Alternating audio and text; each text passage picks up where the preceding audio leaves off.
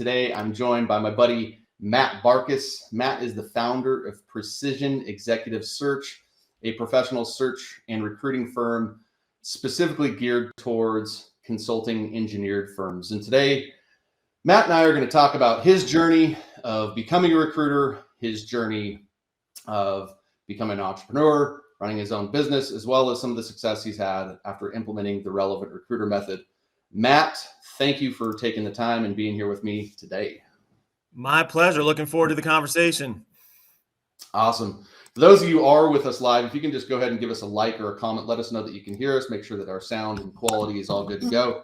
We would appreciate that. Matt, before we get started in all the good, juicy details, give us a high level. Where are you located? What's the family life like? What's happening in your world right now? Yeah, so I currently reside in Pottstown, Pennsylvania, just about a little bit less than an hour northwest of Philadelphia, and grew up in this part of the world here, and went to the University of Delaware, who I can proudly say made the tournament this year.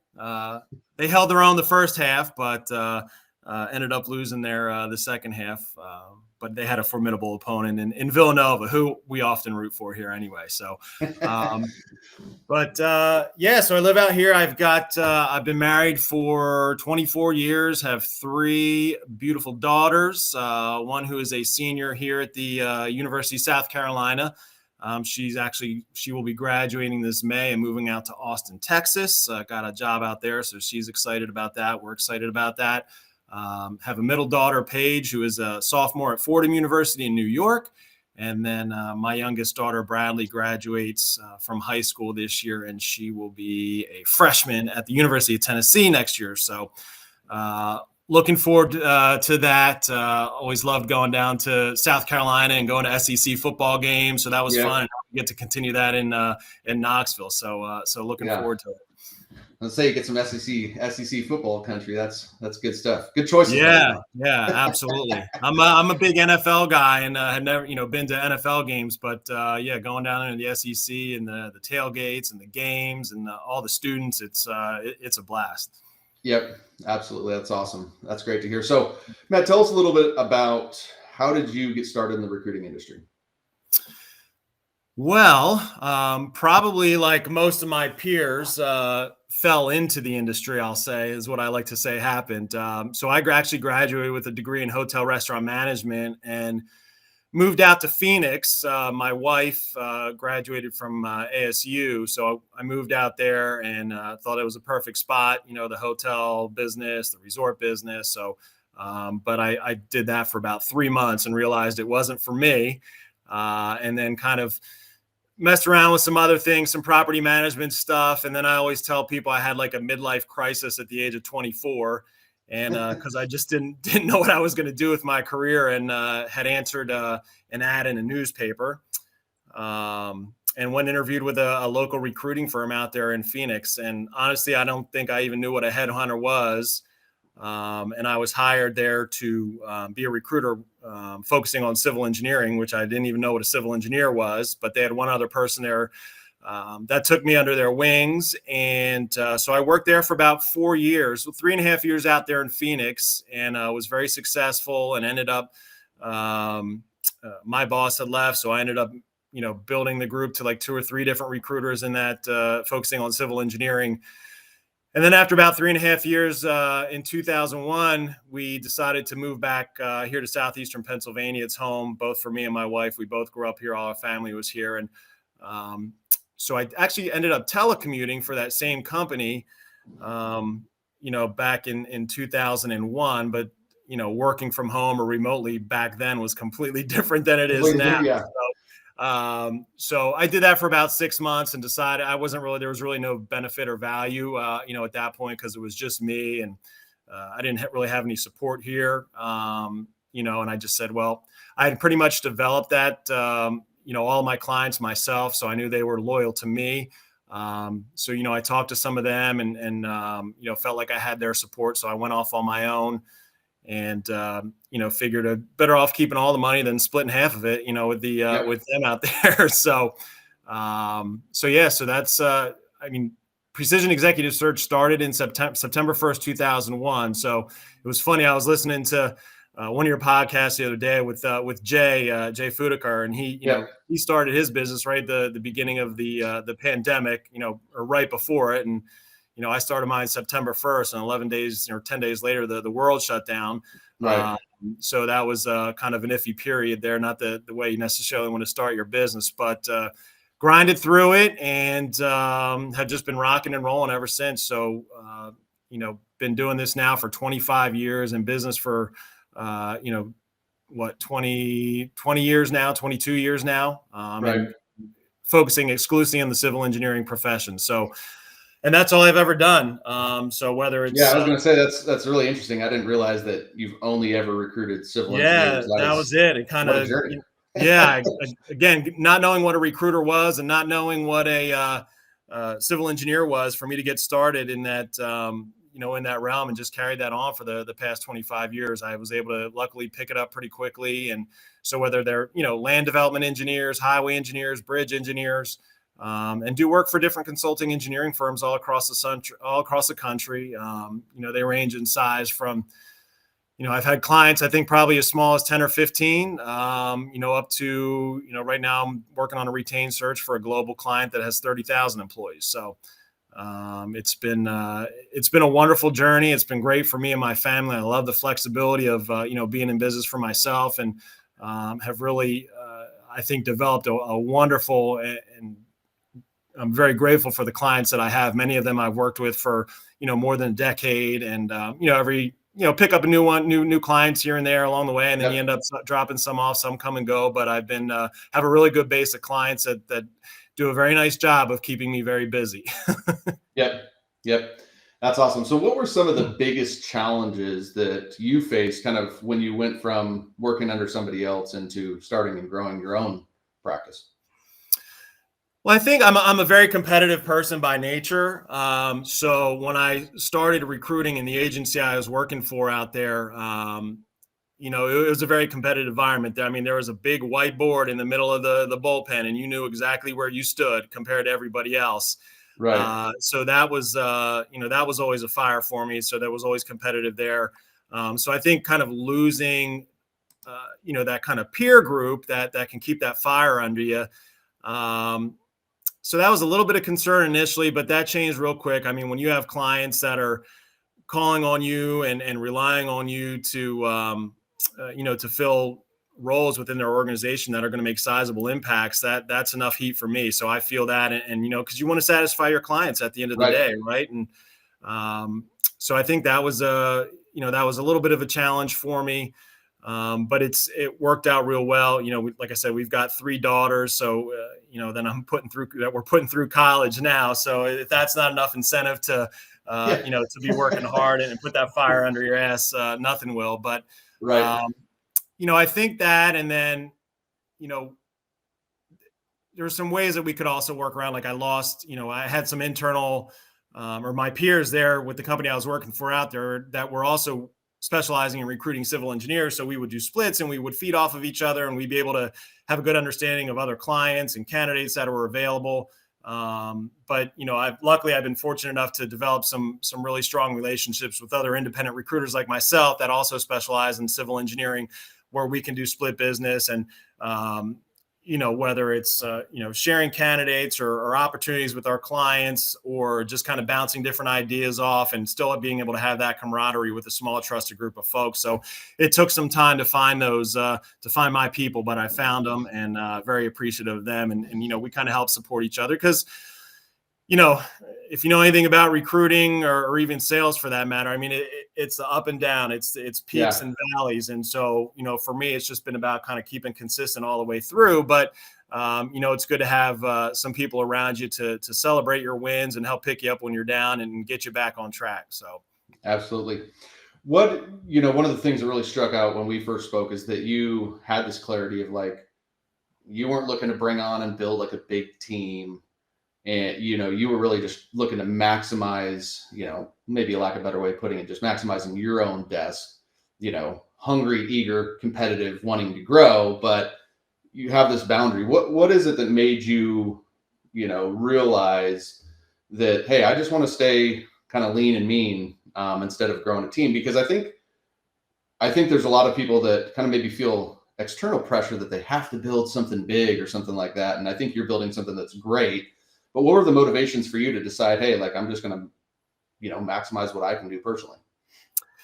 Yeah, I think it's tough. I mean, I've definitely thought about it plenty of times over the years. In fact, I was clearing out the basement a couple weekends ago, and when I first started my business, not really knowing anything about business or anything, I was like, okay, I need to, do I need some upfront cash or open a credit line at a bank or something? So I put this big old business plan together, and I remember going to banks and they're going like, "You're crazy. You're like 24 years old." Like Right.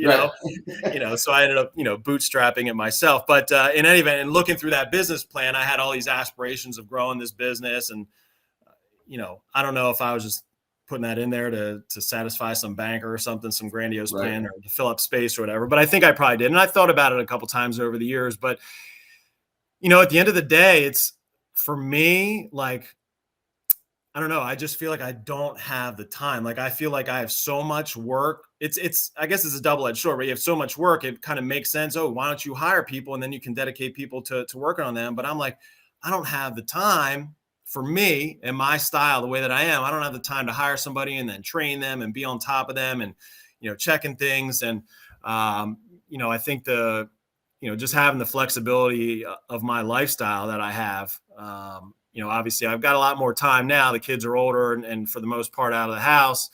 So that might open up down the road, but it's, it makes sense in some ways, but just for what I believe and how I want to live my life and, Yeah. my expectations, I also feel like I'd probably be somewhat of a micromanager and on to everybody all the time. So, like, what are you doing? And like, cause it's like you have I'm the type of guy who's like, if you want something done right, you got to do it yourself. So kind of, Right. I'd probably just be a hot mess as far as that goes. But, and I love what I do to be able to run a full desk right now to, from developing business and working directly with the clients and different leaders in the civil engineering profession, and then getting on the phone and making calls and recruiting, people at all levels. That's part of the job that, right now I still like. And because I'm a one person, firm, it's just me. There's not a whole lot of, of overhead or stuff on the admin side of things. Accounting's pretty basic. So, I just enjoy the basics of recruiting, for myself and the flexibility it gives me and not have to worry about anybody else. Yep. Yep. Well, like I said, I think it's cool that you've kind of gotten here. You're good with it. And who knows, maybe in this season, this is where it's at. And maybe next season, it's, building out a team. But I think it's important. I think there's a lot of external pressure for people sometimes to have to build something. And, you're just kind of proving that, hey, happy as can be, supporting 3 girls going through college, can be a part of their life, have the freedom to do that. And I'm not saying that you can't have that with a business and a team, but I think it's just having that clarity of the vision is awesome. Absolutely. What are some of the things that you use to differentiate yourself? Obviously, civil engineering recruiting is a competitive space like almost every market is right now. What are some of the things that you do to differentiate yourself from the next, recruiter in that space? Yeah, that's always a challenging question because oftentimes you think of, recruiting as almost as a commodity. But, Yep. When I was early on in my career and I didn't really have much on to differentiate myself, I always went to the line that, look, I'm young, I'm hungry, I'm dying to learn about this. So all I want to do is talk to people all day long. And I'm developing business. I want to make a great impression on new clients that I get. So, that was kind of the twist then. And now I still bring that level of intensity with everything that I do. Yep. But now I have 25 years of experience underneath my belt. So, I really understand the civil engineering marketplace. I really understand what they do. I'm not an engineer in any way, shape, or form, but I can talk with the best of them. And, as a result, the quality of candidates that I can bring to my clients, like I know that, 99% of the time when I present a candidate to a client that they're going to want to talk to them. Right. And that's one of the biggest, I think, detriments or things you hear against recruiters is, I hear so many companies that, they've worked with recruiters, but they just send them, they send them crap. They don't really have a full understanding of what they're looking for. So, I mean, that comes with experience. That comes with learning to, ask your clients the right questions when searches kick off, really getting an understanding of who they are, and really beyond the technical elements. Because when you talk about civil engineering, like, you can jump from consulting firm to consulting firm, and you can be a civil engineer at any of these firms and do all the same things. So oftentimes it, comes down to culture and people and the personalities of the company and the people and the leaders there.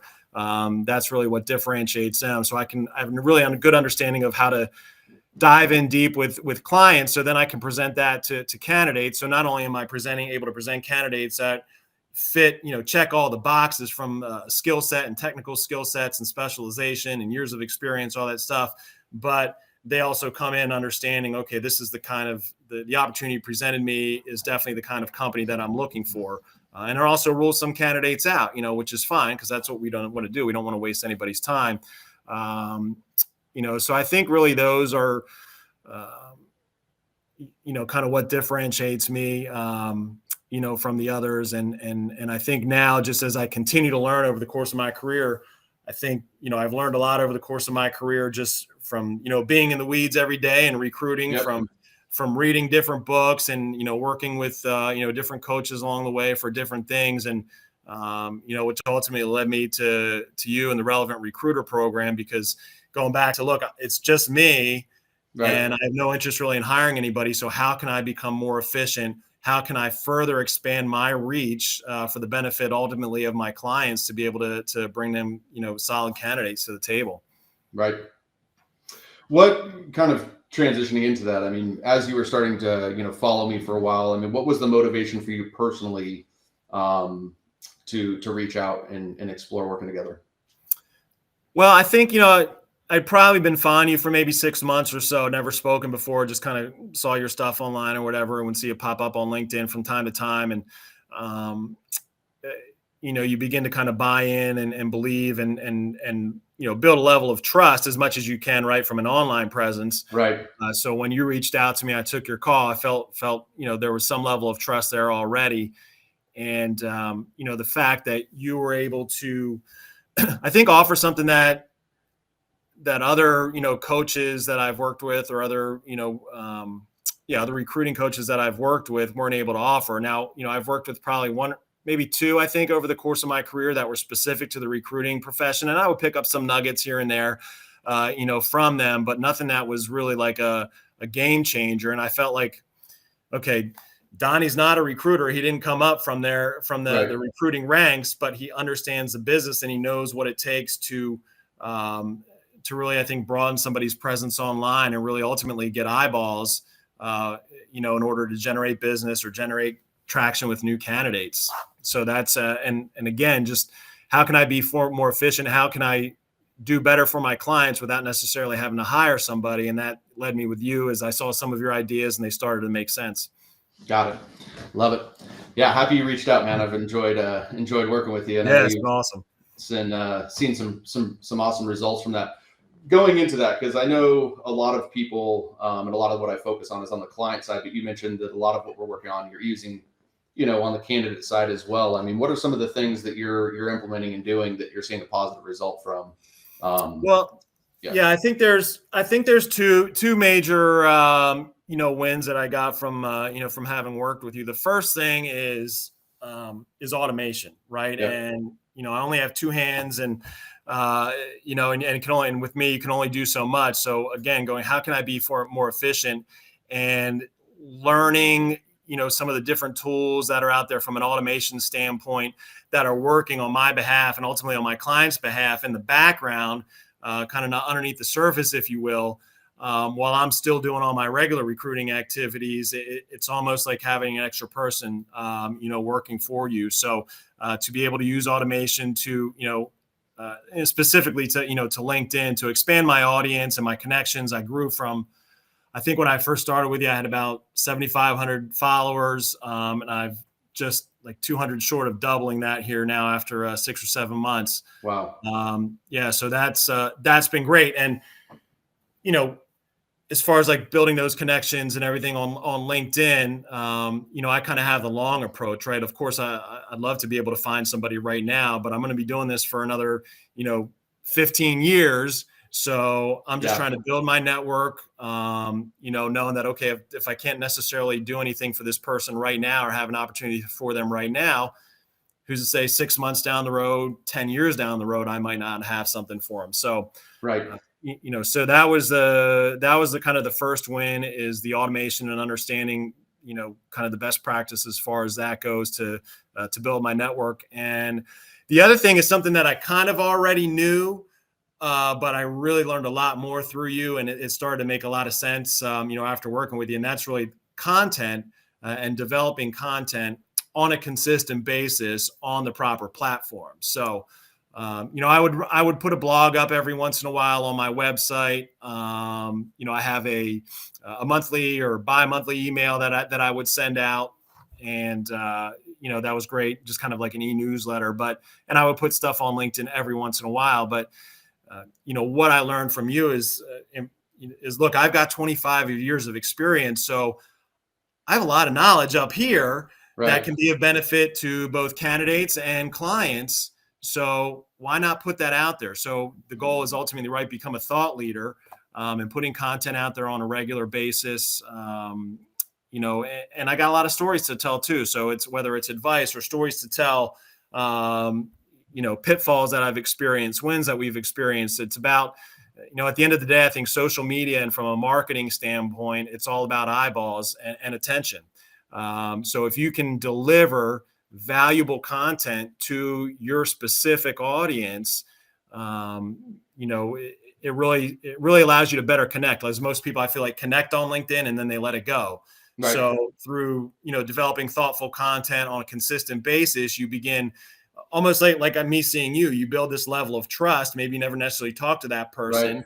Right. So you start to build trust out there, and then, ultimately, hopefully you get some engagement on your posts, and you start having, valuable conversations about different topics, whether it's, the pandemic and, working from home now, and what the new work, the new work environment looks like these days, to different projects that civil engineers are working on and different issues in their workplace and what they're experiencing. So, not only to have great conversations, but for me to share information and to gain knowledge from other folks and, in the civil engineering community across the country. So, so I think, again, just the automation and, having all that stuff work on the background, and then, just valuable content and engaging with your audience, and really becoming a thought leader in recruiting specific to the civil engineering profession.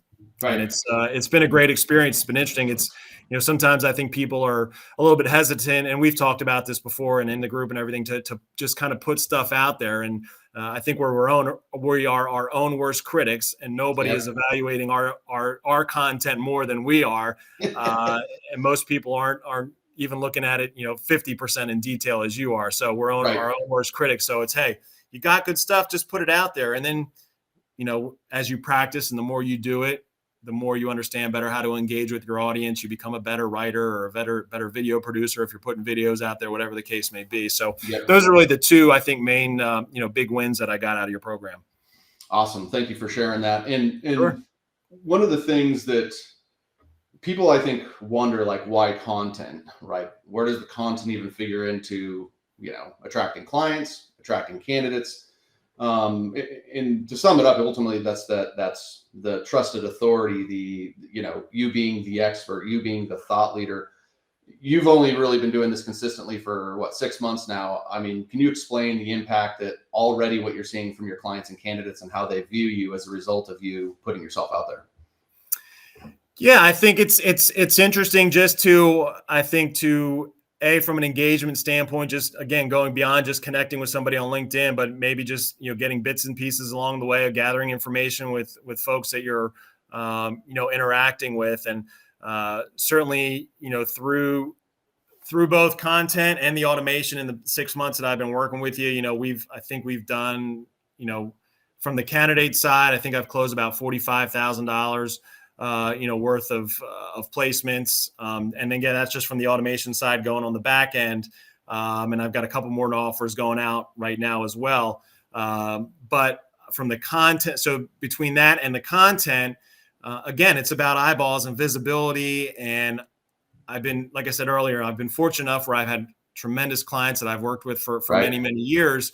But, as a result, and since we've started kind of putting more and more stuff out there, we've gotten calls. I probably get 2 calls a week from brand new clients or emails or potential clients that are reaching out to us. Hey, we need help. Can you help us? And, I always take their call. I love talking to new people. Ultimately, for the most part, I've got to turn them away at this point just because I'm already stretched as thin as I can. Right. But, it's good to learn about these new companies and what's going on. And even though I can't help them now, maybe I can help them down the road, or we can work together down the road. So again, just expanding my network, not only in the candidate side of things and the content, and people say, okay, Matt, he's a specialist in recruiting civil engineers. He seems to know what he's talking about. Let me reach out to him because I'm looking for something new. And for I think, like you said, for clients to, after they constantly read my stuff and can get a sense of who I am, not only as a professional, but as a person, right? Because your personality comes out in the writing sometimes. Definitely gained a lot of traction there from a client standpoint and just talking to potential new clients. And so, it's just been great as far as that goes, as far as visibility and, interaction with potential new clients and candidates. Yep. Love it. We had a question come in from Murphy. I'm going to let you be the expert here, Matt. So the question is, what is your mindset when building a post that doesn't just seem desperate or I'm trying to sell you? I think it's my mentality, and it just kind of goes along with this business, and it's a long-term approach. Like, I'm in this game I've been doing this for 25 years. I'm not going to do anything else. Knock on wood. So, for me, I feel like I'm just not in that position where I need to sell. I've got great clients. I have fantastic candidates that I'm working with. And I feel like for me, longer term, I'm just developing relationships and trying to get engagement and connections with folks. So I don't have really necessarily anything to sell, except, hey, maybe one day you might need my services or Right. So. Right. Love it. What do you think the impact of kind of having and being your civil engineering and the part of the relevant recruiter program and the methodology is really to make you be the person in a specific small niche? I mean, what do you, just from not even necessarily relevant recruiter, but like, how important do you think it is to have a niche in terms of being efficient with business development, being efficient with candidates? If a candidate doesn't work here, I can maybe put him over here. I mean, what are you seeing and experience as being kind of a niche recruiter that way? Well, look, I mean, that's all I've ever been. And I can tell you that, like, every day my head spins about 130 miles an hour. So, and that's just knowing that I focus and I have a niche, right? So like, I can't imagine, trying to be a generalist, so I think long term, you have your niche and you're talking to the same people and you're paying attention to that industry. So you're picking up on industry trends. You're getting an understanding of what these civil engineers do. And then you're able to speak educatedly to these people on the phone. So you build that level of trust. You're able to speak to potential clients on the phone. And when they call you and say, hey, we're looking at, hiring a recruiter to help us with some searches across the country, and they end up interviewing you, you know what you're talking about. I'm just not, it's not like I'm focusing on accounting one day and, medical people the other day and cyber technology the other day, or whatever the case may be. And that's exciting to me, that I get to learn and really and then ultimately you're paying attention to people and you're paying attention to that industry and you're seeing the different directions that you're going, and you can have really good, meaningful conversations, with clients. So, and candidates, right? So you build that level of trust. Okay, Matt's been doing this for a long time. He knows what's going on in our industry. He understands the challenges that we're facing. So it brings some credibility, I think, much more than, being a generalist. Right. Yep. Yeah, it's definitely something you can leverage as a differentiator. And I think it's overall more of an efficient way to, like you're saying, when you're playing in this industry for the long game, every connection that you make matters. It's important.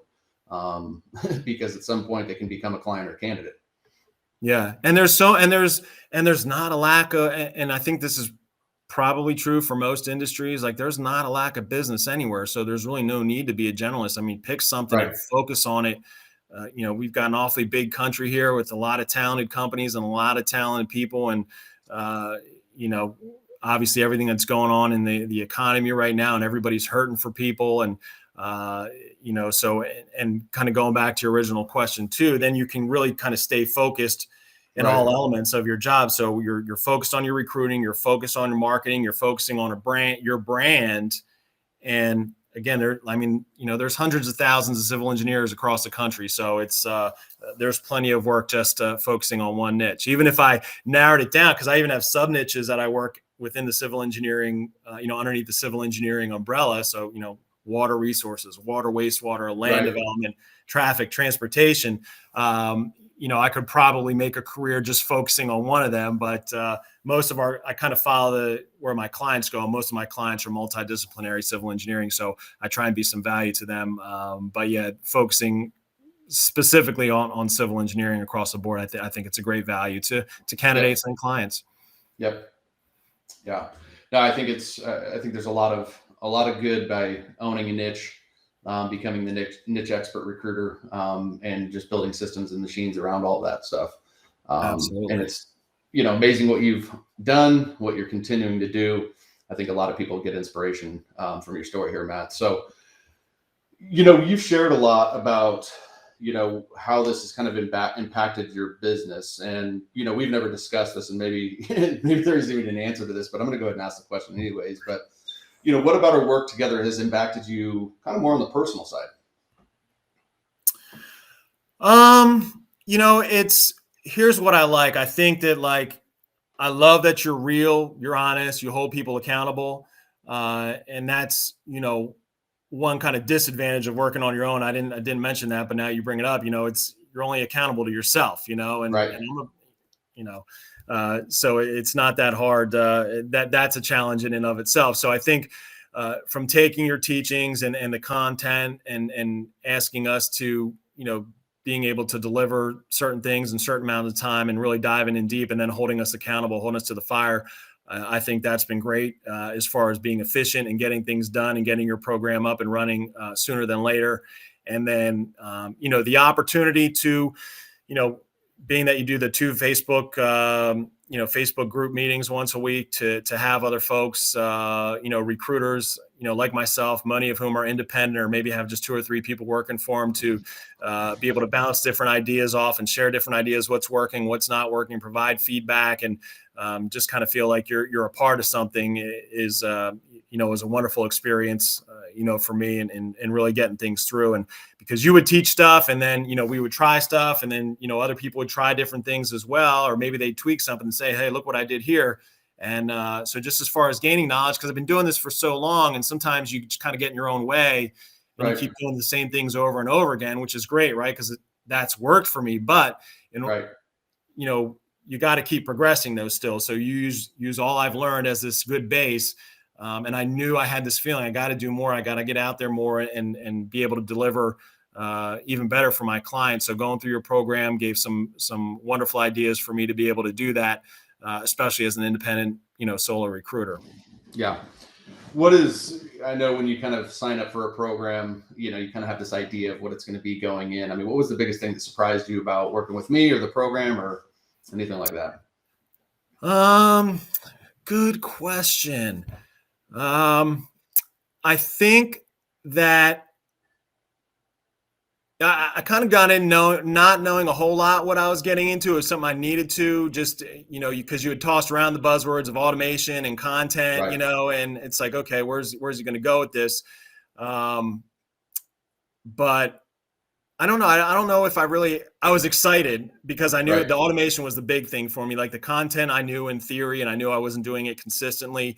But then when you're able to go through and explain everything and the reasoning why it works and what you need to do to really make it work and be effective was of great value. And I've seen the results, because of that. But I think I was, most excited about was learning about the automation and how just to, again, expand your audience and get more eyeballs on you. And really, so either from a business development perspective or from the candidate perspective, I feel like, It wasn't. I was a little bit hesitant because most of the content that you would put out there revolved around building your business as far as getting new clients and business development. And when I initially talked to you before, we signed up, I said, look, that's not my problem. I have an issue getting candidates. That's the hardest thing these days.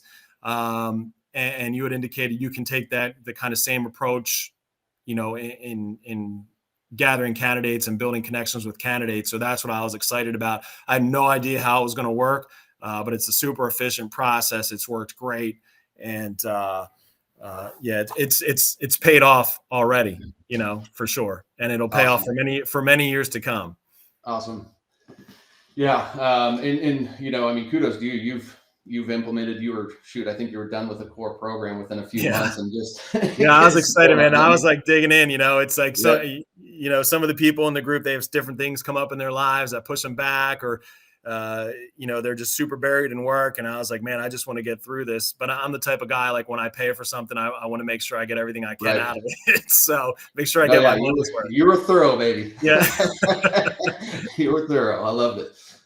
And I think that's that competitive nature, right? That's just how you're programmed, how you're wired. You're just going to show up and execute. And you certainly did. You're seeing the results of it. What would you say to somebody, right now, I know everybody's busy, right? It's almost hard not to be, but what would you say to somebody who's on the fence and why they should consider working with me right now, even though they are busy? Well, just going back to what I said before, I think everybody's in the same boat. We're completely stretched thin, whether you are a corporate talent acquisition professional, they're getting hammered from all ends, from their internal clients, or whether you're an external recruiter like myself, a search consultant. Look, the more help we can get, the better. And if you're like me and you choose to just be an independent solo recruiter and not have anybody working for you directly, then what's the next best thing is to make the best use of technology. We're in a world where technology is just like stupid smart. And this is the opportunity to take advantage of it and to, from the automation standpoint. And like I said, kind of being like, being like a duck, calm on the surface, but pedaling like crazy underneath, right? We're where I'm on the surface and directly in front of clients, and all this stuff is kind of working underneath to try and deliver solid quality candidates to them. And so it's just an extra, it's almost like having another body, but it's technology, and it's, so it's not as expensive, to do. So at the end of the day, we want to solve our clients' needs. They're the hiring managers are putting tremendous hours in because they're understaffed. Their staff is putting tremendous hours in, and then all hell kind of breaks loose. And there's no shortage of work for the civil engineering community. There's so much work out there. So my goal is to make my hiring managers happy and to alleviate some of their pain, and any extra help through technology that can bring that, I'm all for it. Yep. And anybody else should be too. Yeah, absolutely. Absolutely. What are you most excited about now, with your journey? Obviously right now you're busy as hell, but what excites you? What motivates you, as you look into the future? I'm excited for a number of things. I think from a business standpoint, I think the more experience I get, the more confidence I get, and the more engaged I get with more executive leadership. I've worked on, over the course of my career from, certainly like 2 years of experience to all the way up to, the VP level, some C-suite stuff here or there. But I think the opportunity to interact maybe more with some retained searches at that higher executive level, I think is exciting to me. I think I've got that level of experience now, can have the important conversations with the decision makers, and can bring valuable talent to their team. So I'm excited about that and kind of pursuing that route a little bit more than the straight contingency, though I do love the flexibility of contingency there. And then just, I think from a life standpoint, where my wife and I are almost empty nesters, so that's going to free up a lot of time. And then in 4 years, we'll be done paying those college bills, and so we'll finally get to spend some money on this guy and my wife. So whatever that brings, maybe some different traveling stuff. And I think that's another benefit of just working for yourself, and certainly in today's world, and certainly as a recruiter, if you've got a laptop. a laptop and a headset to plug into the laptop. That's all you need. So those are a couple things, and just looking forward, of course, to seeing what my kids do once they get out of school. I'm excited for them. I've got 3 great daughters. They're all very different, but they're a joy to be around, and it's fun to just kind of see where they end up going, in their careers and what they end up doing with their lives. So excited to watch that as well. That's awesome. Excited to watch some volunteer football in the spring too, huh? Yeah, exactly. See if there's anybody, my Eagles can maybe recruit from out of there, Yeah, there you go. We'll see, though. Is it the USFL? Is that what it is? Or is it the XFL that's coming back? Or are they both? I don't even know which one it is. I don't know if maybe both. I don't know. I don't know if it's the USFL. I feel like there's 2 of them, coming back. So yeah. I'm not. I'll have to look into that one. I'm not sure. I've never jumped in. I've never gotten into the spring football thing. So it's I'm a football fanatic, but I struggle with that one too. It's which organization's going to come try to rise up for 2 years and then crash again. Yeah, and then it's all crash and burn. Exactly. Yeah, Matt. I mean, a lot of people would love to have the success that you're having, and not only in business but also with life and putting your daughters through college, and clearly very, very happy and enjoying the freedom of your life. What's one tip that you'd like to share with the audience? I think there's a couple things, and I think a lot of it comes down, but a lot of it does come down to habits. And I'm sure you've read the book Atomic Habits, and there's another book that I've read called The Slight Edge. But it revolves around your consistent, what you do consistently, the habits you do on a daily basis, and then how that compounds over the course of time. So whether that's revolving around your fitness routine and your work routine and being consistent with what you're doing there, because there's always going to be ups and downs. But if you're consistent with that stuff, it's easy to climb right back up on that bicycle and get yourself off the ground, dust the dirt off your shoulder, whatever you want to call it, through life. But I think you've got to be at peace with yourself. You've got to be happy with yourself. So make sure you take care of yourself and do the things for yourself that are going to be healthy, the things for your business that are going to be healthy, and do it consistently on a regular basis. And, I think, everything tends to fall into place. I've been, married for 24 years, been recruiting for 25 years, and it all has ups and downs. And, sometimes you get worried about stuff, but at the end of the day, it's my faith in God and doing everything I can on that daily basis to better yourself. And it's just baby steps along the way. And it's very incremental, right? You might see a 1% difference in what you do per month, but compounded over a lifetime, it can really lead to some really great things and a great life. Excellent. Great advice. I love talking about taking care of yourself. I think that's something that we all just tend to forget, especially as entrepreneurs. And you take it for granted, because I've had back issues for a year, and I just went back to the gym 2 days ago after being out for a month because it was some back issues, and freaking sore as all hell. But I love that feeling, man. And I do it every day. I try and lift 6 days a week, and it makes me feel good. It's a good stress relief for me. And again, it's about taking care of yourself. And that's one thing that I try and do on a daily basis. But you take it for granted, especially you've been down for injury, and you kind of go, man, am I going to spend the rest of my life laying here on the couch because I can't move, and right. So it's definitely very important for sure. Yeah. So for those of you that are listening with us, watching, listening, whatever you got going on, go ahead and head over to LinkedIn, give Matt a follow. He's a great content creator. He's got a great personal brand. And also, I'm sure if you wanted to reach out and get to know Matt, he would welcome that phone call. Matt, thank you for being here today. Thank you for sharing your story. Thanking you for sharing about your experience, working with me and going through the program. I really appreciate it. Really appreciate your time. Yeah, thanks for having me, and it's been a great pleasure working with you. I appreciate all the hard work that you put into it, and look forward to keeping in touch with you over the years. Matt, thank you very much. Relevant Recruiter Thank you. Network. We will see you next week. Talk soon. Back to the phones. Back to the phones.